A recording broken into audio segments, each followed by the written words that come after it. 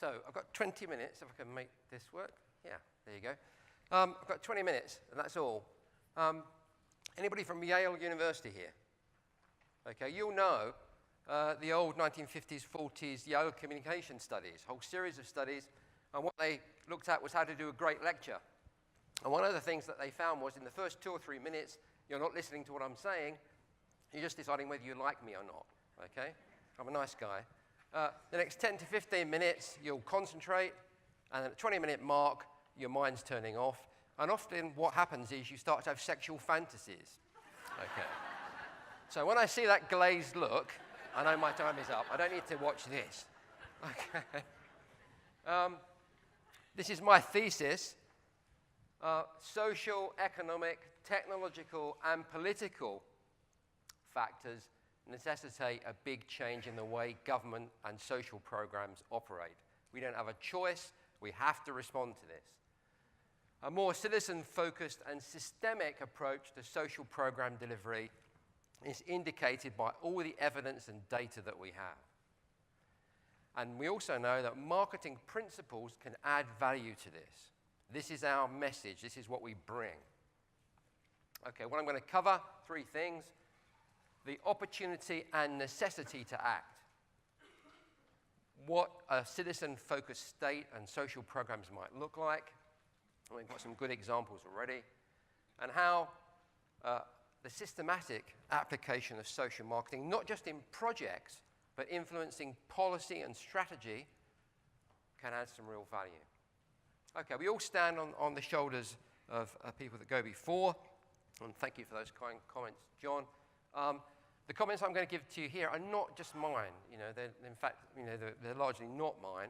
They're based on lots of the great thinking and work that lots of people in this room have done. So I'm going to kind of paraphrase and try and explain some of the learning I've gone through in the last few years based on lots of the work that you've done in this room. And I think Melissa made a great speech last night at the gala dinner, and she said it's our time, and I think it is our time now. Oh yeah, just some warnings. There will be 1 profanity, 1 penis, 1 picture of Donald, 2 complicated diagrams, and 8 pretentious art references. I like modern art. Okay, the opportunity and necessity to act. Of course, we face huge, complex, super wicked problems, okay? But I actually kind of, I'm daunted by this, but I'm not overwhelmed. I think we've got good evidence that we can make substantial progress on fields that we felt were intractable. Put up your hand if you've worked on or are working on a smoking or tobacco control program. Okay, you are heroes. That's the biggest public health success in the developed world, bar none. Okay, hugely complex. We haven't fixed it, and the tobacco companies are doing pretty well in the developing world, but huge progress. We can change complex things. Okay. Inequality is growing. Okay, generally, great stats, and the graph's going in the right direction, but inequality is a big issue. Again, very tricky, super wicked problem, but again, not intractable, I think. There is a kind of tsunami of, this is the profanity, I won't say the word. There is a tsunami of popular unrest amongst populations all over the world. There's riots in Venezuela last week.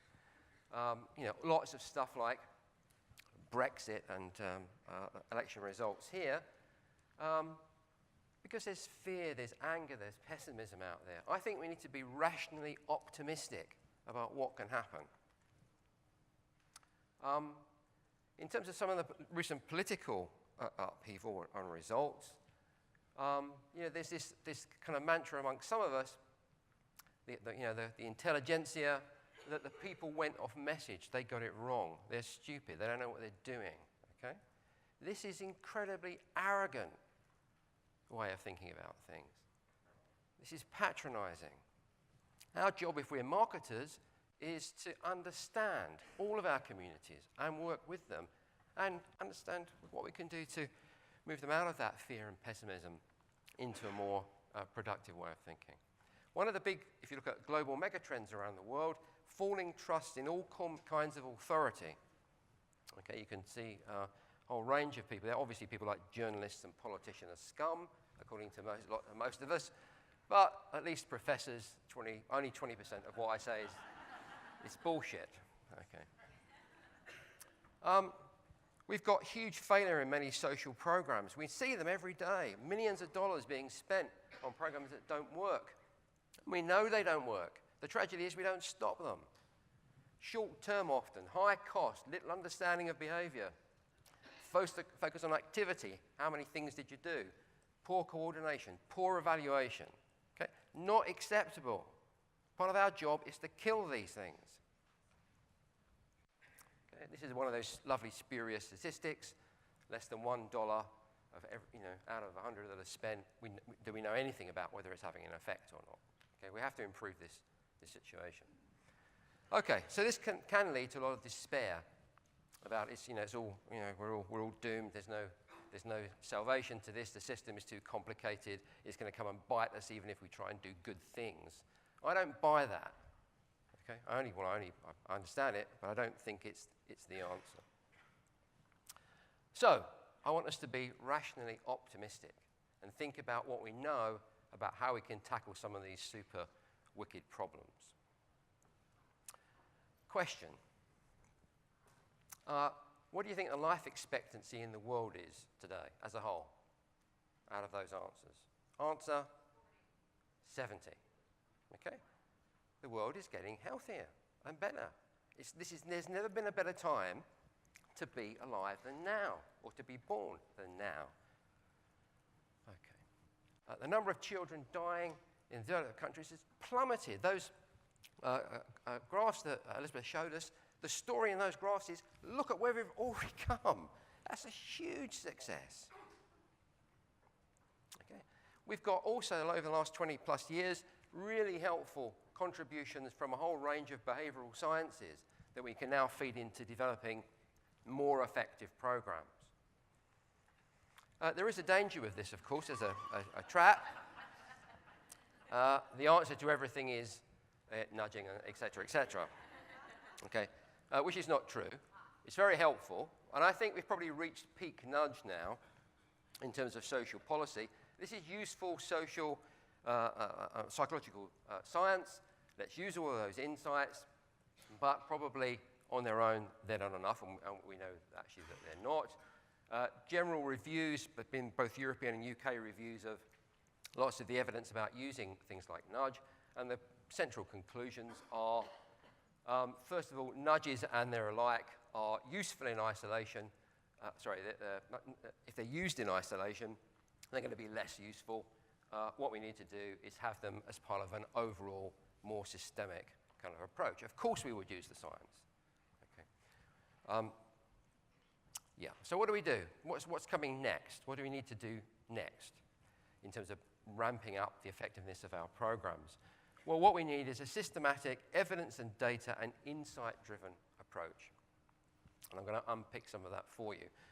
What we know from looking at a wide range of policy reviews is we know a lot about how to create really effective social interventions to tackle some of these super wicked problems. We need theory, we need science, we need evidence, we need insight, we need clear objectives, we need feedback and learning systems, we need stakeholders involved, and we need to sustain these projects over time. We know this. Okay? And this is a great book. If you haven't read it, I really recommend it. A fantastic summation of, with lots of case studies about how we can apply these principles to create very effective social programs. Okay. So this is what we need to act. 2, the emergence of a more citizen-focused approach to social programming and delivery. And then I'll talk about how we add some value to that. Okay, next question in the pop quiz. What percentage of adults in the world today are literate? Answer, 80%. Okay, huge success, again. This has implications, of course, for how governments operate. Okay, put up your hands if you were born between 1950 and 1970. You have an aging workforce problem. Okay. You, Generation LX, you have all the money, the capital assets. You spend more on fashion goods than lots of younger people do because you've got the cash to do it. You're more computer literate than people think you are. Fabulous generation. And you want it how you want it. That's your experience. Put up your hand if you were born after 1970. Great. You're even worse, or better. Okay? You're more demanding, and also you're digitally connected. You can get bad service somewhere. Not only do you react badly to that, you tell everybody else. Okay? Hugely powerful. We need to be able to respond to this empowered, educated, increasingly literate and numerate generations, not just in the developed world, but everywhere, happening rapidly. Okay. Citizens want to be part of the solution around the world. They're saying, I don't believe you, I don't trust you, listen to me, I'm in control. Your job is to help me solve these problems. It's not our job to fix the situation. It's our job to help work with and through citizens and others to fix some of these problems. Okay. I invented this word, homo social marketus. Okay? This is what we know about general human behavior, the way we operate, the way we've developed as we have and been successful as a species. We trade, we exchange, we cooperate. It's what human beings do. And this is what social marketing uses. Okay? This is Michael Sandel, is again a famous American political philosopher, a legal academic. And what he talks about in terms of social development is a new politics of the common good. This means two things have to happen, and citizens are demanding this around the world. More scrupulous politicians, and by God we need that. More engaged citizens. It's not just for the politicians and the people that are in charge, the patricians, to change. The citizens have to change. You want change? Go out and vote. Does anybody in the room know the percentage of people under 30 who voted in the recent elections in America? Less than 20%, that's about right. Okay? You want change? Better use your democratic processes. Okay, so in the past and in many countries still, this is the way that social programs are created. The experts get together and they decide what needs to be done and they try and get people to do it. Expert-driven model. Now, we're moving towards citizen-centric models. Okay, third part. So, how does social marketing add some value in this new kind of world? And how do we be more systematic and strategic? What happens in many social programs when you're deciding on what you're going to do and how you're going to do it is what I call premature tactification. We jump into doing. Let's go do some stuff. We've got some money. Let's spend that money before the end of the financial year. Let's show that we're doing something. Okay? No, no, no. Let's stop doing that. Okay? Because ultimately, not only does it not work, it wastes money. In the long term, it actually detracts from investment in programs. Okay, this is an example from Turkey. I took this photograph in the taxi going from the airport into Ankara. And there's a law in Turkey that says you have to wear your seatbelt. Okay? Nobody wears their seatbelt, even though there's legislation, and the police don't enforce it. The police don't wear seatbelts either. People actually go to the market and buy a little thing that they can put in their car to stop it bleeping at them. Okay? People don't believe in this. It's not something that they've been engaged in. You want to put laws in place to change people, they have to consent to them, generally. Okay? This is an example from the Netherlands, trying to force people to lose some weight or encourage them to. It's a bus stop, you sit on the bus bench and your weight is displayed on the...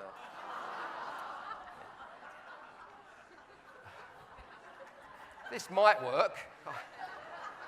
Wouldn't for me. I wouldn't sit down.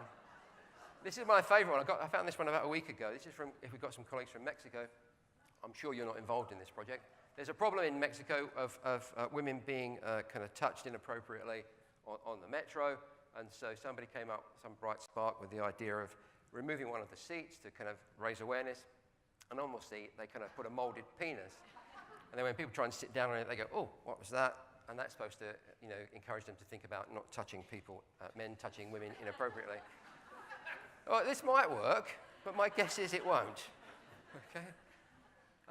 So I'm all for kind of risk-taking and experimentation, but within the framework of learning and feedback. Okay. I was recently in Japan. We've got some colleagues from Japan here. They have a different solution to stopping men inappropriately touching women on the metro tubes. They have women-only carriages. Okay? How did this come about? They talk to people, talk to women. What do you want? Can we do that? Yeah, talk to the transport authorities, bring in a systems change. This is probably, well, it actually is a more effective way to deal with the problem. Of course, we want to have general education that encourages men to stop touching women, some men touching women inappropriately, but we can also fix things through policy. Okay. What I guess I'm saying is, I think social marketing is an incredibly powerful way to develop more effective, more efficient, and more cost-effective programs from a whole range of subjects. Okay? I love planning. Great planning, something we need to be doing. But if we only focus on operational planning, running better projects, which lots of us do, that is probably underselling the contribution of social marketing. We can do more than that. We can start to influence and inform social policy. Okay. So more than just operational planning. This framing diminishes what we can do. Okay? Of course, and as John was saying yesterday, we need to understand the wider social, economic, cultural environment in which people are operating, and we can add some value to that understanding and the multiple solutions, mixed solutions that we need to put together to do something about it. Okay? In Sydney and post-Sydney, there's been a whole range of publications about looking more broadly at applying social marketing principles and concepts to more systemic, strategic, policy, upstream approaches to tackling problems, as well as operational delivery. If your paper isn't up here that you've written, forgive me, I've tried to keep up. I've read as many as I can. Okay. And what the conclusion of many of these papers, this is just one from Stephen Sanders and co., is social marketing is about participatory social transformation, not just behavior change. Okay? We want to change the world. We can make a contribution to it, and we are doing it out there. Okay, how do we do this? What do we add value? How do we do that? Well, we've been working on collectively through the associations, defining the sets of principles that social marketing is underpinned by. And as you can see, things like explicit social goals and objectives, citizen orientation, value proposition delivery via intervention mix, insight, data and evidence-driven segmentation, competition and barrier analysis, systematic analysis, and systematic playing are the principles that we've got to so far in terms of defining what and how we do stuff. Okay? And what you can remember from the previous slides is this stuff is all underpinned by evidence. It's not there for ideological reasons. It's there for pragmatic reasons that it makes things work better. Okay. So what I'm talking about is a new way of creating social policy and programs and delivery. So first of all, starting with understanding citizens, building delivery around citizens, tracking progress and building relationships and learning so we get a continuous cycle of progressive improvement. Okay. That means looking at both social systems and ecosystems, understanding that, putting effort into understanding lots of the potential unintended positive and negative consequences of particular interventions and trying to knit them together as best we can. And there are some great examples from around the world about how this is actually already happening. This is not pie in the sky stuff. Okay? This is a great kind of program from Vic Health. Suggest you look at it if you don't know it. There's a great YouTube about applying strategic thinking to developing more effective integrated social programs. People like World Health Organization referencing social marketing as part of the skill set and toolbox for tackling some of these wicked problems. In my own country, it's fantastic to see current Public Health England, which is our public health organisation, governmental organisation, has a long-term social marketing strategy set out. Then our colleagues from Japan, CoolBiz is a fantastic example of a program, an environmental program to reduce energy consumption, which is a social movement working with a whole range of different sectors to create social change. We've talked about a total market approach, another great example of integrating what we know in a more systemic approach to tackling some of these difficult issues. People like Vincent Rosen from Rotterdam, chief executive of that city, insisting that all of his staff are trained in social marketing and they apply social marketing when they're developing all social programs. The kind of EPODE project that is started in France, again, a systematic application of social marketing across the piece. This is the first of the two complicated diagrams, but don't worry, I won't spend more than about 30 seconds. With my colleague Rebecca Russell-Bennett, we've been kind of working on some thinking about what does a total social marketing systems model look like. And we think it has these elements. It's probably too complicated or maybe not enough. But we need to understand individuals. Of course we do. We need to understand markets and how they're operating. We need to understand behavior. We need to have insight, evidence, and data and understand that. And then we need to think about where we're operating or how we're operating at each of these levels, upstream, midstream, and downstream. Okay. There is no magic bullet. There will never be a magic bullet. But there is a really powerful process, and we can call that process, I like to call it, social marketing. I think it now, and in going forward, has these three elements. And I guess our job is to try and get these as part of operating DNA of all institutions, both public, private, and NGO, who are serious about creating a better world and helping citizens. Citizen-centric planning and delivery, systemic systems analysis, and systemic multi-component programs. Second diagram. What this means is a whole range of disciplines need to be brought to bear, create hybrid solutions, and move us in the right direction. I think some of the key principles underpinning this are marketing principles, but also systems and theory and practice principles. And I don't really care about, I care about social marketing, but if you don't want to use the word social marketing, I don't care. I don't care what you call it. Just do what we know the evidence says works and stop doing stuff that we know does not. Okay, so to finish, there's a small fish we can catch. And that fish is, let's run good social marketing projects, okay? And we should catch that fish. And we're doing that, lots of us, okay? But there's a bigger fish that we can catch. And I think we're beginning to catch it around the world. And that big fish is citizen-centric, marketing-informed, and co-created systemic programs. I think if we do that, we'll add even more weight and power to creating effective social programs and helping to change the world. Thanks very much.